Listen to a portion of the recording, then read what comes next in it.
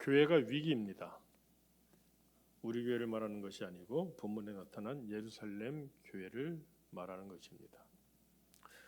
불과 얼마 전까지만 해도 믿는 무리가 한 마음과 한 뜻이 되어 심지어 모든 것을 서로 통용했다. 이렇게까지 성경이 기록하고 있었습니다. 그런데 얼마나 지났다고 벌써 위기인가? 우리가 먼저 생각해 볼 것은 이것이 사람들의 모임이라고 하는 것입니다.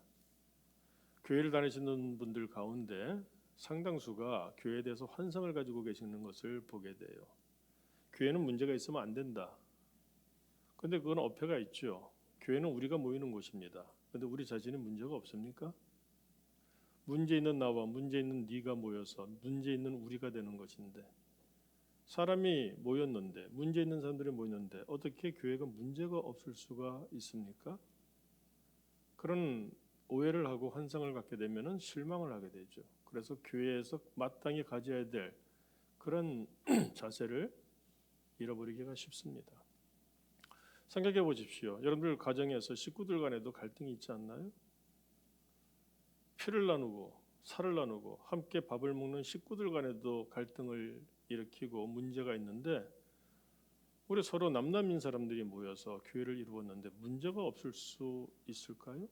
그러니까 그런 환상은 접어둬야 됩니다. 그런 환상 가운데 있으면 원망을 하죠. 불평을 합니다. 그리고 문제 해결은 못하고 교회를 떠날 수도 있겠죠. 그런데 어느 교회를 가보십시오. 문제가 없는가? 심지어 예루살렘 교회에 지금 문제가 생겼습니다. 우리가 알아야 될 것은 교회뿐만이 아니죠. 모든 우리의 삶의 영역에 있어서 늘 문제는 존재합니다. 그렇다면 어떻게 할 것이냐? 매번 그 문제들을 피해서 이리저리로 도망가고 이리저리로 피하고 이리저리로 자리를 옮길 것이냐? 아닙니다. 어딜 가도 따라다니는 것이 문제이기에 문제가 있는 곳을 떠날 것이 아니라 그 문제를 어떻게 합니까? 풀어나가야 되겠죠. 문제를 해결해야 되는 겁니다. 문제는 뭡니까? 말 그대로 답이 있는 겁니다. 풀어보라고 주어지는 거예요. 학교 다니는 학생들이 시험을 보지 않습니까? 문제들을 내죠. 답 없는 문제가 있습니까? 우리 인생도 마찬가지입니다. 살면서 사람 때문에, 또 물질 때문에, 건강 때문에 여러 가지 우리 삶에 그런 직면하게 되는 문제들, 하나님께서 우리에게 풀어보라고 주시는 거예요. 능히 풀 수 있다고 하나님께서는 기대하시기 때문에 풀라고 주시는 겁니다. 그렇기 때문에 혹시나 문제 있으시면은 생각을 좀 달리 해보세요. 문제는 풀면 되는 겁니다. 교회도 마찬가지예요. 지금 예루살렘 교회가 위기 가운데 있습니다. 굉장히 큰 위기예요. 어떤 위기입니까? 1절 보세요. 그때 제자가 더 많아졌습니다. 사람이 많아지니까 사람이 많아지는 만큼 문제가 생기는 겁니다. 그러자 우리가 지난주에는 아나니아와 삽비라에 대해서 보았고, 그 전주에는 4장을 보았습니다. 서로 물건을 막 통용하고 소유를 팔아서 내놓고 분위기 얼마나 좋았습니까? 근데 지금 얼마나 됐다고 문제가 생겼느냐? 어떤 문제가 생겼습니까? 사람들이 모이니까 문제가 생기는데 1절 보세요. 헬라파 유대인들이 자기의 과부들이 매일의 구제에 빠짐으로 히브리파 사람을 원망하니, 이렇게 돼 있어요. 여러분, 원망하게 되면은 그다음 어떤 단계로 발전을 하죠? 어떤 사람이 원망스럽습니다. 원망하게 되면 어떻게 되죠? 다투게 되죠. 갈등을 일으키게 됩니다. 갈등 일으키고 다투게 되면 어떻게 되죠? 불화하게 되고 결국은 분열되게 되죠. 분열되면 어떻습니까? 그럼 깨어지는 겁니다.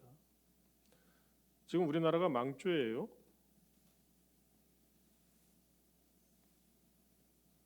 둘로 나눠져 있지 않습니까? 누가 옳습니까? 절대 선이 있고 절대 악이 있나요? 그럼 한쪽은 다 없애버려야 됩니까? 그런데도 불구하고 이러고 있는 것은 망조이죠. 망조. 나라가 망하려고. 근데 사람들이 모인 곳에서는 모든 문제가 바로 이 가운데 있는 겁니다.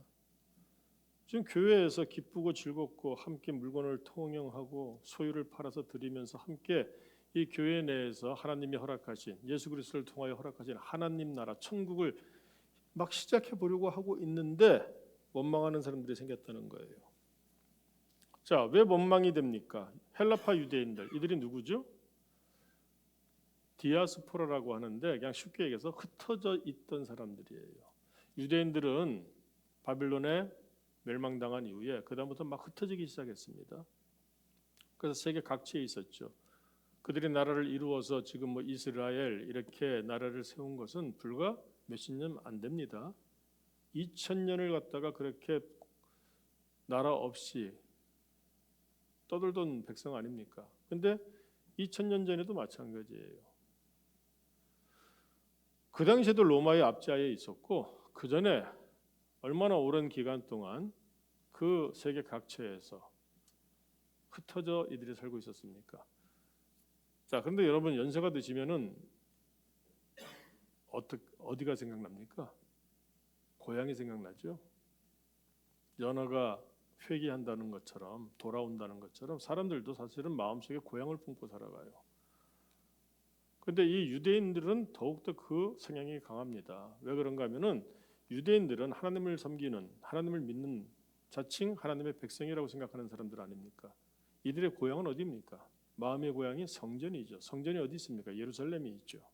그러니까 나이를 먹고 살면 살수록 피곤하잖아요. 특별히 이국 땅에서 남의 땅에서 그렇게 살아가니까 삶이 얼마나 고단하겠습니까? 그러니까 날이 차고 내가 이제 생을 접어야 될 때가 가까이 왔다 싶으면은 많은 사람들이 예루살렘으로 돌아가고자 해요. 그래서 이들이 돌아온 사람들이 많습니다. 그런데 이들 가운데 다 유복한가? 그렇지 않죠. 특별히 오늘 성경 말씀 보게 되면 자기의 과부들이 이렇게 나와요. 과부들. 초대교회의 가장 큰 사역 중에 하나가 구제였습니다. 왜 그런가 하면 그만큼 도와야 될 사람들이 많았다는 거예요. 좀 부족하고 힘들다는 것이 아니라 생계가 해결되지 않아서 굶주려 죽을 수도 있는 사람들. 그래서 고아와 과부가 대표적인 대상들이죠. 헬라파 유대인들, 유대인은 유대인인데 디아스포라라 그랬죠. 흩어져 살던 사람들 중에서 돌아온 사람들이 많았다는 겁니다. 이들이 와서 복음을 듣고 교회에 나오기 시작했어요. 점점 더 많아졌습니다. 그런데 이 헬라파 유대인들 가운데 어떻습니까? 가난한 사람들이 그냥 가난한 것이 아니라 먹고 살 수 없을 정도로 생계가 곤란한 사람들이 엄청 많았다는 거예요. 그러니까 교회에서 이들에게 구제를 했습니다. 무엇으로 구제를 했을까요? 자기의 소유를 팔아서 사도들 발 앞에 드렸다. 우리가 앞서서 봤지 않습니까? 그런데 헬라파 사람들만 그러느냐? 아니죠. 히브리파 사람들도 그랬다는 거예요. 그럼 히브리파 사람들은 누구냐? 히브리파 사람들 유대인은 유대인입니다. 근데 이 사람들은 뭡니까? 그 터에서 살고 있던 사람들이죠. 예루살렘을 지키고 그 터에서 살고 있던 사람들, 유대에 살고 있던 사람들. 근데 그들 가운데서도 힘들고 어려운 사람들이 있지 않겠습니까? 과부들이 있겠죠. 고아들이 있겠죠. 그러니까 그들에게도 다 구제를 행했다는 것이에요. 근데 문제는 뭡니까? 수요와 공급이 맞지가 않는 거예요. 점점 사람들이 많아지니까 점점 도와야 될, 점점 구제해야 될 사람들은 많아지는데 그런데 나눠줄 것이 점점 부족하죠. 그렇게 되면 어떻게 될까요? 그렇게 되면 그때부터 인맥이 작용하는 겁니다. 내가 아는 사람, 나하고 친한 사람. 그러니까 당연히 히브리파 유대인들은 자기들끼리 뭉치게 되고 헬라파 유대인들은 나름대로 자기들끼리 뭉치면서 소외감을 갖게 되고. 그러니까 헬라파 유대인들이 자기의 가부들이 매일매일 이 구제로 연명해야 되는데 그 구제에 빠짐으로 히브리파 사람을 원망하니 이렇게 되어 있는 겁니다. 원망하기 시작하면 마음에 불평이 싹트기 시작하죠. 갈등이 싹트기 시작합니다. 그러면은 서로 반목하게 되고 다투게 되고 불화하게 되고 그러다 보면은 패가름이 되는 것이죠. 당을 짓는 것처럼 나쁜 것이 없습니다.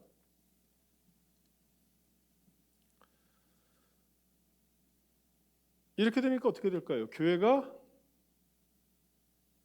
한순간에 깨어질 위기에 놓인 겁니다. 우리가 알아야 될 것이 교회라고 하는 것은 좋다가도 한순간에 무너져 내릴 수 있음을 알아야 돼요. 그 틈을 타는 것이 마귀입니다. 그 마귀에게 이용당하지 말아야 되는 거예요. 자, 이렇게 되니까 어떻습니까? 사도들이 바빠졌어요. 여러분, 교회에 왜 나오십니까? 여러 가지 이유가 있겠죠. 근데 교회 나오는 것 이유 중에 가장 첫 번째가 뭐여야 됩니까? 바로 이 예배입니다. 이 예배가 왜 그렇습니까? 하나님을 만나는 것이죠. 자, 하나님을 만나는데 하나님의 음성을 듣습니다. 어떻게 듣습니까? 설교자의 설교를 통해서 듣지 않습니까? 사도들이 그 역할을 하고 있었어요. 여러분을 위해서 제가 기도할까요, 안 할까요? 여러분들이 원하는 만큼 기도는 하지 못할지라도 마음속에 늘 여러분들이, 특별히 힘들고 어려우신 분들이 마음속에 자리 잡고 있습니다. 그런데 이런 일들이 일어나서 원망하고 불화하고 깨지게 되면 어떻게 될까요? 마음이 온통 그쪽으로 가게 되겠죠. 그러면 어떻게 됩니까? 말씀을 전하는 것, 대언하는 것, 설교하는 것을 소홀히 할 수밖에 없어요. 오늘 성경도 그 말씀하지 않습니까? 2절 보세요. 12사도가 모든 제자를 불렀습니다. 제자라고 하는 건 귀인들을 불렀다는 겁니다. 그리고 이렇게 말합니다. 우리가 하나님의 말씀을 제쳐놓고 접대를 일삼는 것이 마땅하지 아니하니. 이 접대라고 하는 것은 이런 와중에 이걸 어떻게 하면 이걸 갖다가 좀 제대로 공평하게 나눠줄까, 원망 없이 할까, 거기에 고심하는 거예요. 골머리 썩지 않겠습니까? 그러니까 지금 성경, 우리로 말하면 성경 읽고 설교 준비하고 이런 것들을 집중해서 하기가 어려운 겁니다. 기도할 수가 없는 거예요. 교회에서 하나님의 말씀이 없으면 그건 교회가 아닙니다. 사람들이 아무리 모여서 이벤트를 하고 프로그램을 만들고 뭐 좋다고 으쌰으쌰 해도 그 가운데 진정한 성경 말씀, 하나님의 말씀이 없다면 그것은 교회가 아닌 것이에요. 교회는 오로지 예수 그리스도가 하는 복음 위에 서야죠. 그래서 천국을 시작하는 겁니다. 그런데 이와 같은 것이 지금 금이 가기 시작했습니다. 균열이 일어나게 된 것입니다. 그럼 어떻게 됩니까? 집이 무너지는 거 보신 적 있으세요? 균열이 가다가 어느 순간에 와장창 무너지죠.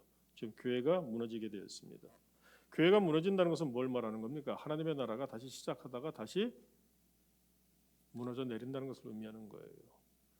지옥 같은 세상에서 천국을 좀 맛보게 하시려고 독생자까지 보내셔서 교회를 세워주셨는데 다시 그 교회를 사람들이 원망하고 불평하면서 먹고 입는 것으로 지금 다시 무너뜨리고 있음을 보게 됩니다. 자, 이럴 때는 어떻게 해야 됩니까? 문제가 생겼으니까 나 교회 안 나갈래 이래야 될까요? 이 사람들은 갈 데도 없어요. 뭐 다른 교회가 있습니까? 오로지 예루살렘 교회, 이제 막 시작한 그 교회 하나인데 어떻게 할 겁니까? 그래서 오늘 성경을 보니까 일꾼들을 세웠다고 되어 있어요.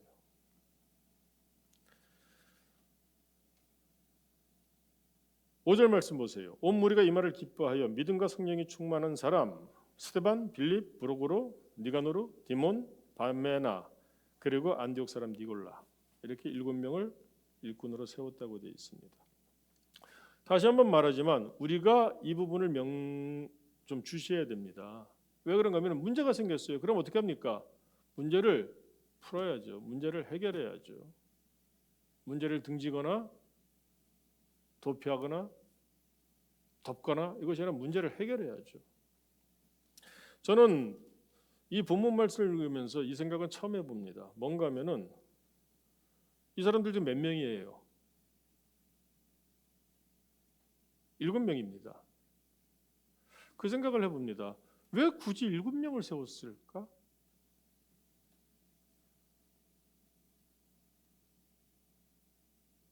한 번도 생각해 본 적이 없어요. 그냥 7명의 집사를 세웠다. 우리로 말하면 안수 집사죠. 근데 왜 굳이 7명일까? 우리 교회만 해도 안수 집사님이 몇 분이에요? 근데 지금 이 예루살렘 교회가 지금 교인 숫자가 얼마나 됩니까? 수천 명이 넘어요. 아마 1만 명이 넘을 겁니다. 아니 그 이상일 거예요. 근데 왜 7명만 세웠을까? 여러분 7이라고 하는 숫자가 뭘 의미하죠? 완전수죠. 그만큼 불완전했다는 얘기일까? 그만큼 완전한 교회를 다시 소망하는 그 뜻일까? 생각해보니까 그렇습니다. 예수님께서 12명, 예수님을 따르던 그 사람들이 얼마나 많습니까? 그런데 굳이 사도를 몇 명? 12명을 세우셨어요. 성경을 보게 되면 계속하여 그 12명에 집착을 합니다. 가룟 유다가 빠졌어요. 그러자 한 명을 다시 세워서 채워서 12를 꼭 굳이 만들죠. 왜 그랬습니까? 12의 숫자가 뭐예요? 하나님의 백성, 하나님의 나라 백성을 의미하는 겁니다. 성경에는 그런 숫자에 대한 상징적인 활용이 꽤 나오는데 혹시 이것도 그것이 아닐까? 뭐 이건 제 개인적인 생각이에요. 어떤 주석을 찾아봐도 제가 그래서 한번 찾아보았는데 그런 내용은 단 한 군데서도 발견할 수가 없었습니다. 그래서 그것이 맞다 틀리다 할 수는 없겠지만 제 개인적인 생각으로는 더 많이 뽑으면 더 좋지 않았겠어요? 사람이 없었겠습니까? 그런데도 굳이 7명으로 이유가 뭘까? 바나바 같은 사람이 있었지 않습니까? 그런 사람도 여기 포함되면 얼마나 좋겠어요. 앞에서 바나바 나왔잖아요. 그런데 굳이 이 사람들 7으로 끝을 맺었어요. 그만큼 완전함을 지금 소망할 만큼 그런 역설적으로 지금 그만큼 지금 이 교회가 큰 위기 가운데 있다는 것을 함축적으로 보여주는 것이 아닐까 그 생각을 해봅니다. 여러분 이런 문제가 생기면 어떻게 해야 된다고요? 그래서 일꾼들을 세우는 겁니다. 그 문제들을 풀어나가야죠. 근데 누가 풉니까? 사람들이 만들었으니 사람들이 풀어나가야죠.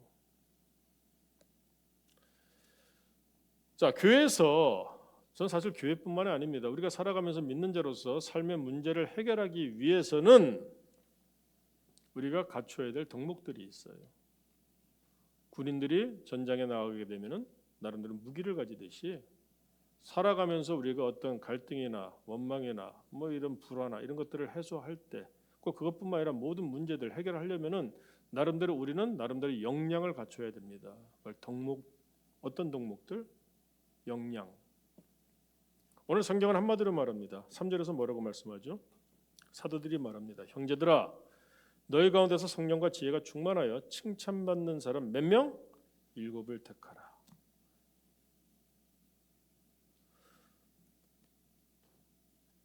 자, 이 문제를 교회에서 해결하기 위하여 7명을 택하는데 조건이 있습니다. 이런 역량을 가져야 돼요. 이런 덕목을 가져야 됩니다. 뭡니까? 칭찬받는 사람이에요. 그럼 칭찬받는다. 굉장히 포괄적이에요. 평판이 좋다 이런 것일까요? 뭐 틀린 말 아닙니다. 그런데 여기는 조건이 있습니다. 어떤 조건이죠?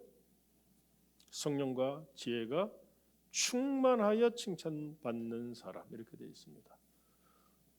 여러분 교회에서는 여러 가지로 칭찬할 사람들이 많아요. 하지만 교회에서는 일꾼들을 세울 때, 직분자들을 세울 때, 혹은 내가 직분자라고 한다면은 내가 이 부분에 있어서 칭찬받는 사람인가 하는 것을 우리가 살펴봐야 됩니다. 뭡니까? 성령과 지혜가 충만하여 칭찬받는 사람입니다. 자, 성령과 지혜가 충만하다 뭘 의미한다고 생각하세요?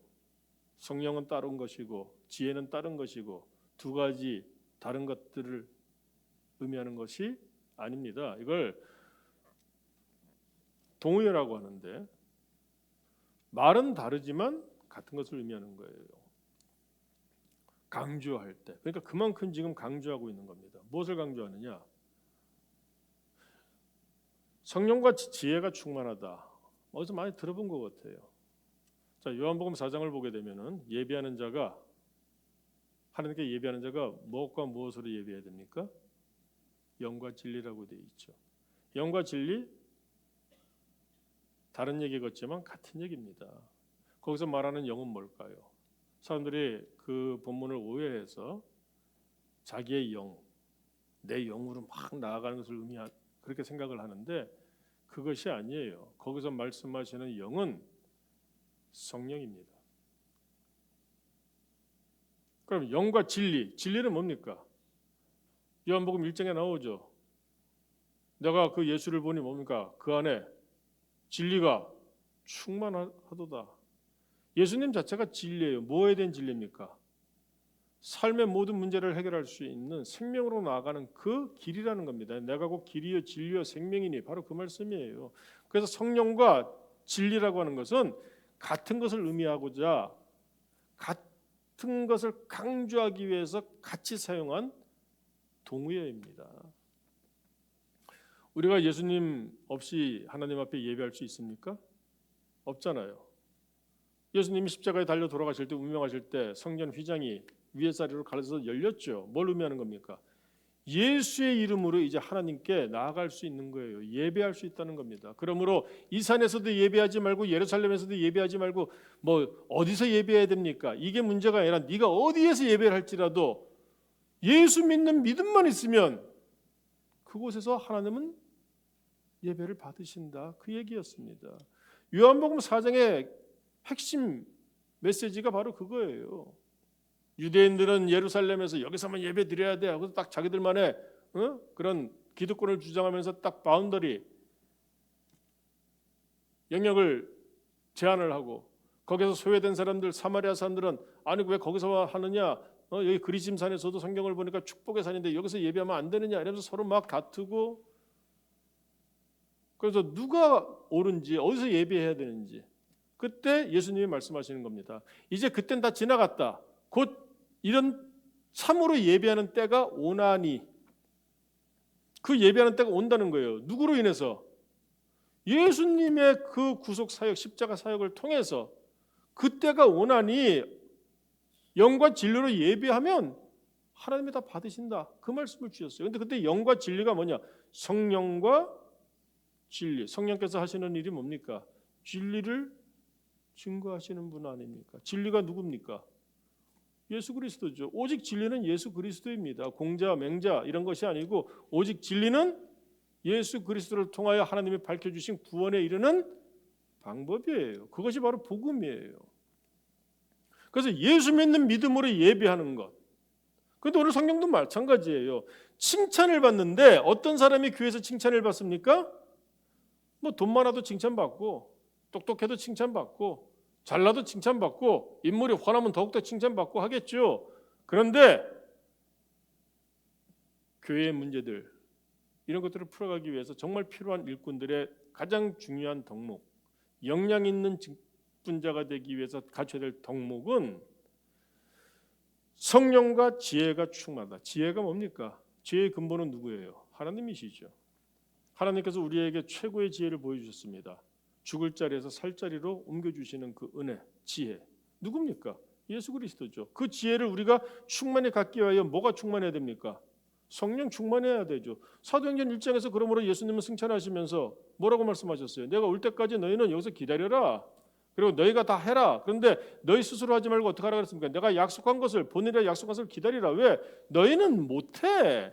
너희의 돈과 너희의 힘과 너희의 재능과 너희의 주장과 너희의 의지와 이런 것으로는 못해. 이미 경험하지 않았느냐? 너희 벌써 나 3번이나 부인했지. 교회 반석이 되겠다고 한 베드로 너조차도 3번이나 부인하지 않았느냐? 너희는 못해. 그러므로 기다려라. 그래서 그들이 기다리면서 기도했지 않습니까? 그래서 여러 날이 못 되어서 그 다락방에 기도하는 가운데 성령이 불같이 임하셔서 지금 여기까지 오게 된 것이에요. 그래서 성령과 지혜가 충만하여 칭찬받는 사람들, 이런 사람들이 직분자로 설 때 교회의 문제들은 해결이 되는 겁니다. 문제가 없어야 된다? 그거는 환상이고요. 그건 환상이고 문제가 있을 때마다 그 문제를 누가 풀어가느냐, 어떻게 풀어가느냐 이게 중요한 것인데 누가? 성령과 지혜가 충만하여 칭찬받는 사람. 성령과 지혜가 충만하여 칭찬받는 사람. 왜 그럴까요? 이유는 딱 한 가지입니다. 여러분, 우리 모두는 아집이 있어요. 자아가 있습니다. 고집이 있어요. 자기 수단과 방법을 얘기합니다. 자, 돈 많은 사람이 믿음은 없는데 교회 나왔습니다. 특히 개척교회나 작은 교회에서 그런 일들이 비일비재해요. 그러니까 교회가 재정적으로 어려운데 막 11조도 하고 막 헌금도 하고 목적 헌금도 하고 돈을 막 헌금을 합니다. 그러면 목사님도 그렇고 교인들도 그렇고 그분을 귀하게 여겨요. 근데 그런 분들이 꼭 큰 문제를 만듭니다. 언제 만듭니까? 평상시에는 괜찮아요. 근데 그분들이 문제를 언제 만들어요? 자기 뜻대로, 자기 생각대로, 자기 계획대로, 자기 만족과 어긋날 때. 왜 그렇습니까? 내 돈으로 하는 거거든. 그러니까 재밌어, 즐거워. 그런데 내 고집을 꺾어야 될 때 그걸 꺾지 못하는 거예요. 자기 방법으로 하는 겁니다. 자기 방법으로 하니까 어떻습니까? 하나님의 방법이 들어올 자리가 없어요. 그럼 사람이 하는 겁니다. 똑똑한 사람이 교회에 있어요. 옳고 그름을 판단하고 모든 것 좋습니다. 그런데 중요한 건 뭡니까? 자기 그 지식으로, 자기 판단으로 합니다. 이것을 꼭 직분자들만을 얘기할 것은 아니죠. 저와 같은 목회자들이 조심해야 될 것이 그것입니다. 특히 내가 개척을 했다. 그럼 이 교회는 내가 개척을 했으니까 내가 주장하고, 그러다가 결국은 어떻게 됩니까? 나중에는 자기 아들한테 물려주는 거죠. 말로는 먼들으라고, 말로는 얼마든지 좋은 얘기할 수 있지만 결국은 내가 살아서 내가 주장하게 되면 그 순간부터 그 교회에서는 하나님의 주권이 임할 자리가 없는 거예요. 그게 교회답게 하는 것과 교회답지 못하게 하는 것을 결정짓는 겁니다. 그래서 교회 내에서는 칭찬을 드려야 돼요. 근데 어떻게 칭찬을 듣느냐? 성령과 지혜가 충만하여. 이것은 무엇입니까? 내가 아니라 누가 충만한 거예요? 예수 그리스도의 복음이 충만한 사람. 그래서 말씀 앞에 내가 꺾어질 수 있는 사람. 그래서 예수님이 말씀하셨죠. 누구든지 나를 따르려거든 자기를 부인하는 것이 첫 번째 단계예요. 내가 똑똑하니까, 내가 돈이 많으니까, 내가 재주가 좋으니까 이게 아니라 나를 부인하는 겁니다. 내가 시퍼렇게 살아서 이렇게 해보겠습니다. 저렇게 합시다. 이게 아니라 목사님께 순종하라 이런 얘기가 아니에요. 예수 그리스도를 통하여 주신 구원에 이르는 그 유일한 복음, 하나님의 말씀, 거기에 순종하는 겁니다. 이렇게 해서 칭찬받는 사람이 되어야 되는 거예요. 저와 같은 목회자들이 목회를 함에 있어서도 그렇게 해야 되는 겁니다. 내 나름대로 꿈을 가지고 야심을 가지고 이 목회를 통하여 내가 내 이름을 내보려고 하고 이런 게 아니라 내가 공부를 어디까지 했으니까 내가 아는 것, 이게 아니라, 이런 것들이 우선이 아니라 하나님이 예수 그리스도를 통하여 세우신 이 교회를 통해서 무엇을 이루시길 원하시는가, 거기에 순종할 수 있는 사람, 세태에 휩싸이지 않고 시류에 흘러가지 않고 타협하지 않고 하나님의 말씀 가운데서 교회를 살피면서 목양하는 사람, 이런 목회자가 있는 교회, 그런 목회자와 함께 직분자가 되어서 내 주장과 내 고집과 내 방법과 내가 가지고 있는 무엇이 아니라 나는 없고 오직 예수 그리스도에 관한 그 은혜로 인해서 내가 녹아진 사람, 그래서 순종하는 사람. 누구의 말에? 목사의 말에? 아닙니다. 하나님의 말씀에, 복음에. 그리할 때 어떻게 되죠? 문제가 해결이 되는 거예요. 이 사람들 문제가 지금 시작한 게 뭡니까? 헬라파 유대인들, 히브리파 유대인들 서로 간에 이렇게 반목된 것이 원망했기 때문이죠. 왜 원망했습니까? 굳이 하는데 편파적으로 갔다는 거예요. 뭘 의미하는 겁니까? 이미 자기의 방법으로, 자기의 수단으로 내가 저 사람 알거든. 야, 우리끼리 이 교회를 어떻게 시작했는데, 이런 식으로 얘기가 된 거죠. 굴러 들어온 돌이 말이야, 박힌 돌 뽑아내고, 이러면서 지금 얘기가 시작되는 겁니다. 모든 것이 풍족할 때는 문제가 없었어요. 왜? 같이 나눠 먹으면 되니까, 남았으니까. 근데 사람들은 점점 많아져요. 수요와 공급이, 이게 이제 괴리가 커집니다. 그러다 보니까 어떻게 됩니까? 이제는 선별해야 돼요. 이걸 공평하게 나누고 같이 굶주리는 것이 아니라 선별해야 됩니다. 자기들끼리. 그러니까 어떻습니까? 우리 편, 네 편 나누는 거예요. 그 기준이 복음적입니까? 아니면 인간적입니까? 그건 100% 인간적이죠. 복음적이지가 않잖아요. 그렇지 않습니까? 모든 문제는 거기서부터 시작하는 거예요. 그러므로 이런 문제들을 풀어나갈 때 가장 중요한 것은 무엇이냐? 성령과 지혜가 충만해서 칭찬받는 사람입니다. 내 뜻이 아니라, 내 고집이 아니라, 내 방법이 아니라 자기 뜻과 자기 고집, 자기 재주, 자기의 물질 이런 걸로 교회를 섬기는 사람은 그 마음이 상하게 되면은 믿음도 꺾여요. 그래서 그 사람이 하루아침에 교회를 무너뜨리는 원흉이 됩니다. 마귀가 되는 거예요. 마귀가 지옥에서 땅에서 기어 올라와서 두 뿔 달고 시뻘겋게 외눈박이로 이렇게 나타나는 것이 아니라 천사와 같았었는데, 그 사람이 왜? 그 안에 예수가 없거든, 복음이 없거든. 그러니까 자기가 살아서 본색을 드러내는 겁니다. 그래서 우리가 알아야 될 것은 우리 개인적으로도 마찬가지예요. 살아가면서 문제를 풀고 싶습니까? 하나님께 내가 맡겨야죠. 사형리 공부하신 분들은 알잖아요.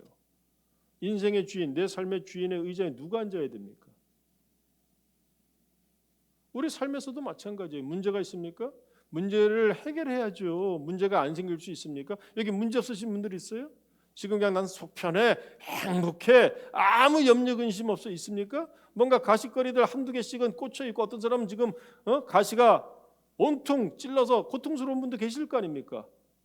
문제는 그것을 뽑아내고 해결을 해야죠. 어떻게 해결합니까? 내 방법, 내 생각, 그러니까 그걸 붙잡고 있으니까 그런 것이죠. 믿음 안에서 기도하고 성령과 지혜가 충만하여 하나님의 방법으로 하나님께 내어 맡기고 이런 믿음의 모습과 믿음의 자세가 있어 보십시오. 방법이 달라지는 겁니다. 그럼 문제가 해결될 수가 있는 것이죠. 하물며 교회라고 하는 것이 어떻습니까? 지금 물질의 문제 때문에 시작했는데 사실은 그 근본적인 것에는 자기 뜻대로 행하기 시작하는 하나님의 마음이 없고 복음의 그 말씀의 기준이 없이 자기의 방법으로 사람들의 방법으로 왜? 그렇잖아요. 나도 친한 사람이 있고 나도 싫은 사람이 있는데 이왕이면 친한 사람한테 조금이라도 더 나눠주지. 그렇지 않습니까? 그렇게 되다 보니까 어떻게 돼요? 원망하기 시작하는 겁니다. 문제가 발생한 거예요. 그래서 이 문제를 해결하기 위하여 사람들을 세우면 됩니다. 근데 어떤 사람입니까? 칭찬받는 사람. 근데 무엇으로 칭찬을 받아야 돼요? 성령과 지혜가 충만해요. 즉 예수 그리스도에 관한 그 복음의 말씀에 순종하는 사람. 내 생각, 내 고집, 내 방법, 내 경험, 내가 가지고 있는 것들, 내 뜻, 내 의지. 하나님의 나라는 그때부터 무너지는 겁니다. 그래서 예수님께서 마지막 그 고비에서 어떻게 기도하셨어요? 겟세마네 동산에서 아버지여 할만하시거든 이 잔을 내게서 지나가게 하옵소서. 그러나 나의 원대로 마시옵고 아버지의 원대로 하옵소서. 그래서 시작한 게 교회예요. 그래서 교회가 교회답기를 원한다면 아버지의 원대로 하려고 하는 사람들이 일꾼이 되어야 되는 겁니다. 더 나아가 우리 개인의 삶도 마찬가지입니다. 아버지의 원이 무엇인지를 헤아리면서 그 가운데 기도하고 믿음으로 살고자 할 때 하나님께서 우리의 삶의 문제도 해결해 주실 줄로 믿습니다. 그 문제를 해결할 수 있는 역량을 가지게 됨을 우리가 알아야 되는 거예요.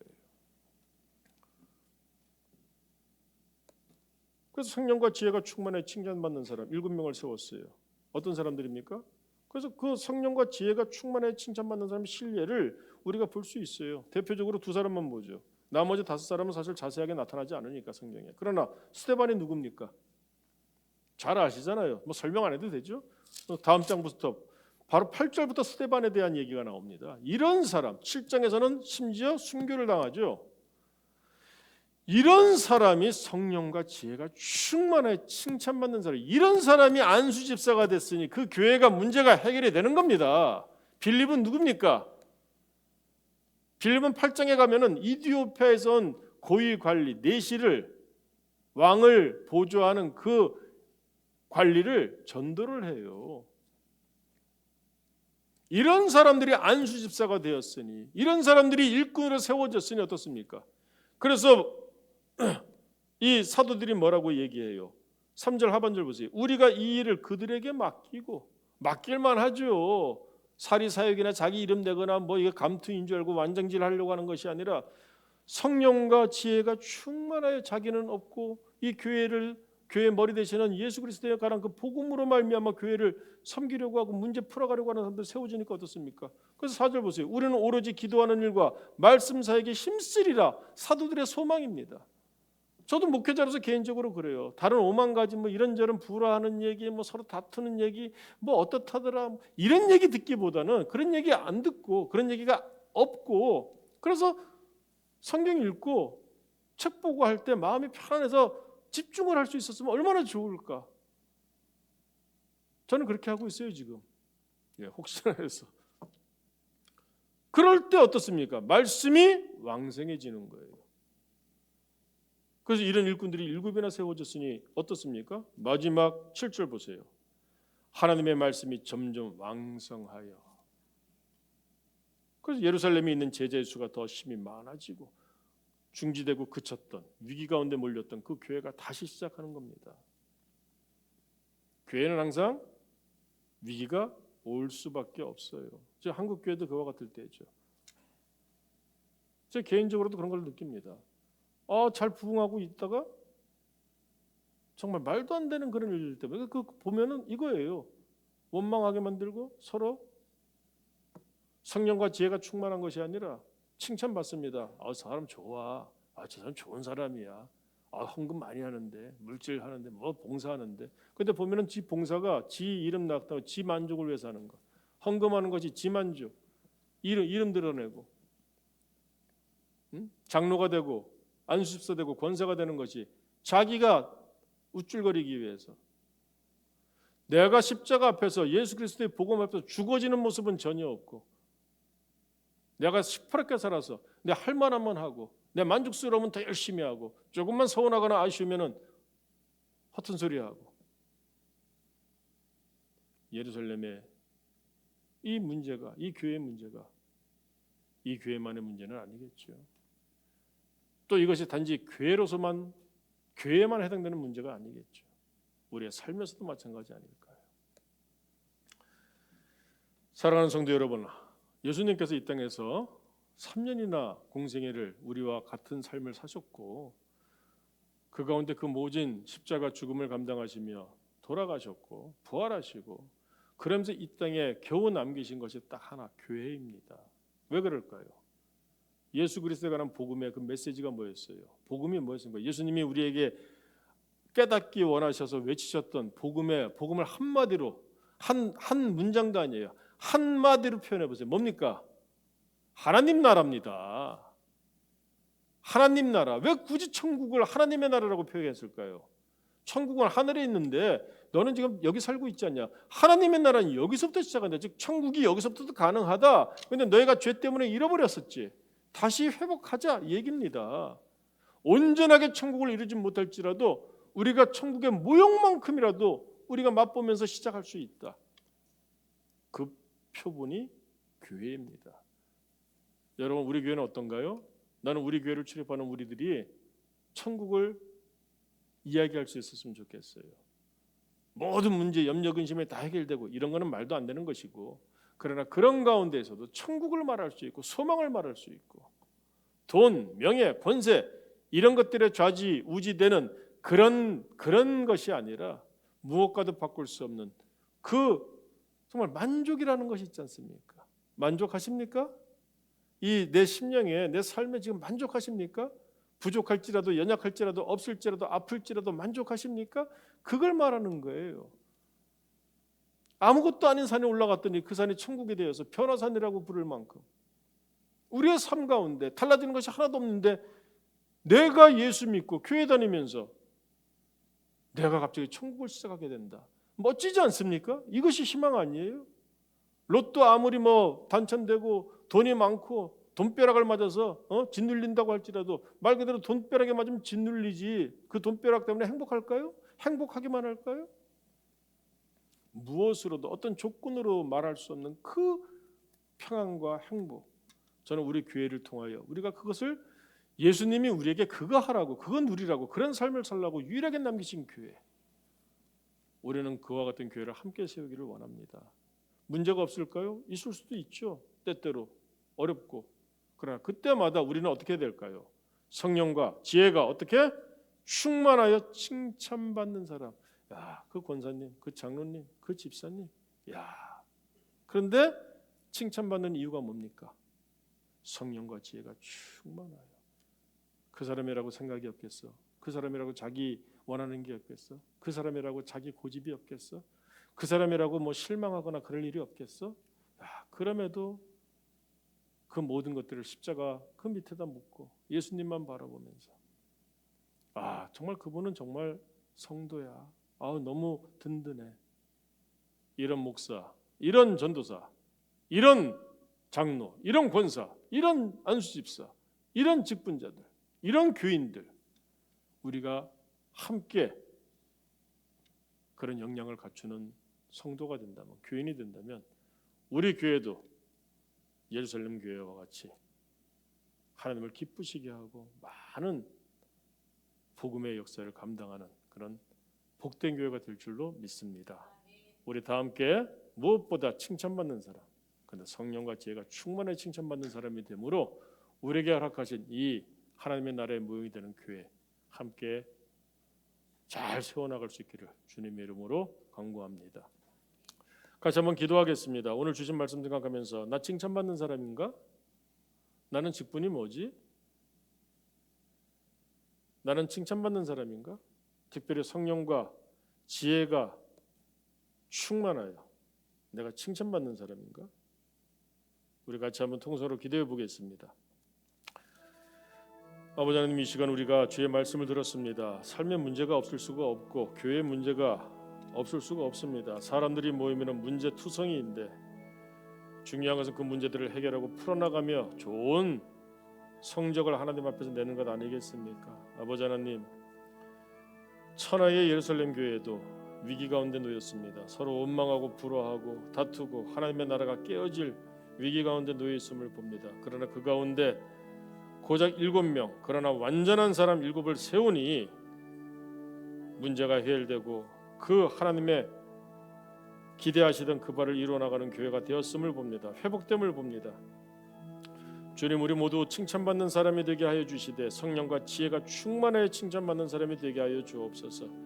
그러므로 우리에게 허락하신 천국의 맛을 볼 수 있고 시작할 수 있는 하나님의 나라, 우리는 놓치지 아니하고 교회를 통하여 함께 맛보고 함께 세워나가고 함께 증거하는 하나님의 참된 백성이 되게 하여 주옵소서. 특별히 내게 직분이 있다면 그 직분자로서 내가 온전한지 돌아보게 하시고 두려움 가운데 주의 말씀을 듣고 우리가 하나님을 기쁘시게 하며 하나님이 독생자를 통하여 우리에게 베풀어 주신 그 은혜를 온전히 누리는 귀한 사람들 되게 하여 주옵소서. 나의 죄를 정케 하사 주의 일꾼 삼으신 구세주의 넓은 사랑 항상 찬송합니다.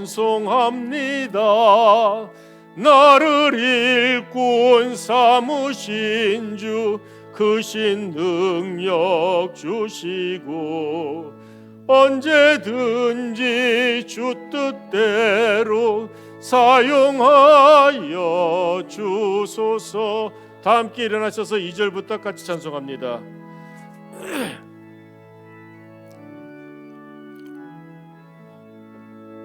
내게 부어 주시려고 은혜 예비하신 주 주의 은혜 채워주사 능력 있게 하소서.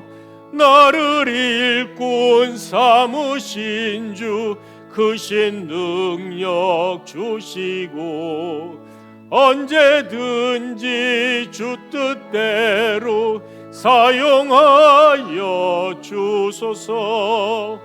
죄의 짐을 풀어주신 주의 능력 크도다. 나를 피로 사신 예수 내 맘속에 오소서.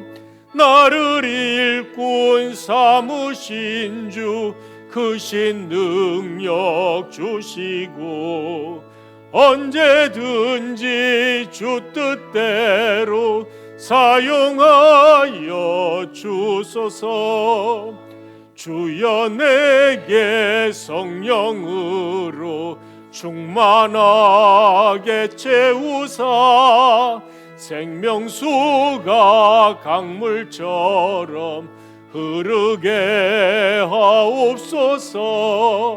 나를 일꾼 삼으신 주 크신 능력 주시고 언제든지 주 뜻대로 사용하여 주소서. 아멘. 지금은 우리 구주 예수 그리스도의 크신 은혜와 하나님 아버지의 무한하신 사랑과 성령님의 감화 감동 교통 충만하심이 문제 많고 우리가 감당해야 될 짐도 무겁고 우리의 인생도 그러하고 우리가 함께하는 모든 곳이 그러하지만은 그러나 오늘 말씀을 받고 우리도 성령과 지가 충만하여 칭찬받는 하나님의 사람들이 되어서 개인적인 것은 물론이고 우리가 함께하는 교회에 이르기까지 모든 주어진 문제들을 하나님의 능력으로 풀어내어 하나님의 허락하신 하나님의 나라를 바로 지금 여기서부터 내 삶에서부터 누리고 증거하는 복 있는 주의 백성의 삶을 살기를 마음속에 소망하고 다짐하는 모든 우리 용산남부교회 교우들 머리 위에 우리 교회 위에 이제로부터 영원토록 함께 있을지어다. 아멘.